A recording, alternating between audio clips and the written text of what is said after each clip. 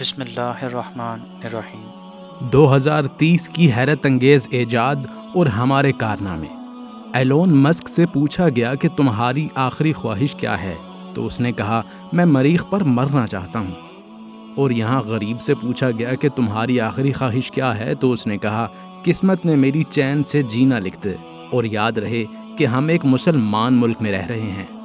دوستوں، جس مسئلے کی طرف میں آپ کی توجہ دلانا چاہ رہا ہوں وہ ہے آج کی دنیا، جس کا سب سے اہم عنصر سائنس ہے، اور اس میں پاکستان کا کیا کردار ہے اس پر بات کرنے کی کوئی ضرورت نہیں۔ پورے ملک میں ایک بھی ایسی سائنسی لیبارٹری نہیں جس کی پوری دنیا میں معمولی سی بھی قدر ہو۔ یہاں کوئی جدید علوم حاصل کر بھی لے تو روزگار نہیں۔ دنیا داری کیڑی سوکھی، روٹی ٹھڈ وچ پانی اوکھی، چار تیاڑے زندگی یہ تھے او بھی ہن لنگونی اوکھی۔ جس ملک میں روز مغربی ممالک کی تباہی کی پیشن گوئیاں کی جاتی ہوں، ہم انہی ملکوں کی ایجاد سے بھرپور فائدہ اٹھا رہے ہیں۔ موبائل، کمپیوٹر، گاڑی اور جہاز سے لے کر موٹر سائیکل تک انہی لوگوں کی دین ہے۔ MRI، امراض قلب کا علاج اور انسانی اعضاء کی پیوند کاری کیا ہم نے کی ہے؟ ایلون مسک نے $44 ملین میں ٹویٹر خریدا۔ بیٹری سے چلنے والی کامیاب ترین کار ٹیسلا کا مالک بھی وہی ہے۔ اب اس نے اپنی فکر خلا میں مرکوز کی ہوئی ہے، اور اب اس نے امریکی حکومت سے انسانی دماغ پر چپ نصب کرنے کی اجازت بھی حاصل کر لی ہے، جو بقول ایلون مسک کے انسانی جسم اور اس کی اجزاء کی ورکنگ بڑھانے میں کلیدی کردار ادا کرے گی۔ دوستوں، 2023 میں مغربی سائنسدانوں نے حیرت انگیز تحقیق دنیا کے سامنے پیش کی ہے۔ انسانی بازو اور ٹانگ دوبارہ اگنے یا بننے کا طریقہ پیش کیا ہے۔ کہتے ہیں ہر سال 35 سے 40 لاکھ لوگ کسی نہ کسی طریقے سے ان چیزوں سے محروم ہو جاتے ہیں۔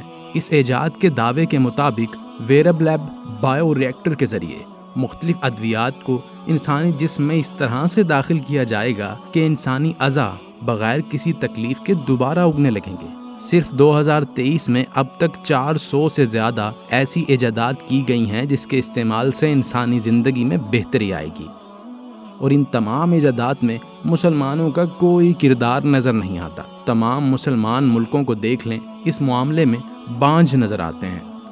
ہاں، اگر کسی مغربی شخص نے کرپشن کے نئے طریقے سیکھنے ہوں تو اسے پاکستان بلا لیجئے، ہم اسے چند ماہ میں کرپشن میں PhD کروا دیں گے، مگر اس کے بعد وہ شخص اپنے ملک جا کر کوئی کام نہیں کر سکے گا، کیونکہ ہم نے اس سے انسانیت چھین لی ہے۔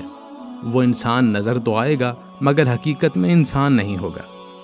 سوچتا ہوں عظیم ترین لوگوں کی تاریخ ہوتے ہوئے، ان کے کارنامے جانتے ہوئے، آخر ہم اتنی پستی میں کیوں ہیں؟ اور وجہ صرف ایک ہے کہ ہم اپنے دین سے بہت دور جا چکے۔ اسلام کو ہم نے صرف پڑھنے والی چیز سمجھ لیا اور عمل سے بہت دور چلے گئے۔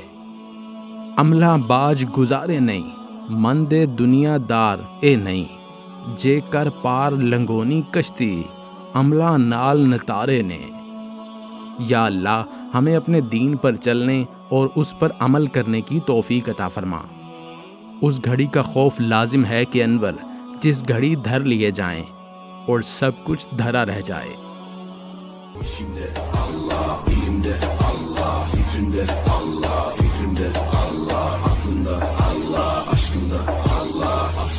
Allah, kanımda Allah, hasbi Rabbi Cellallah.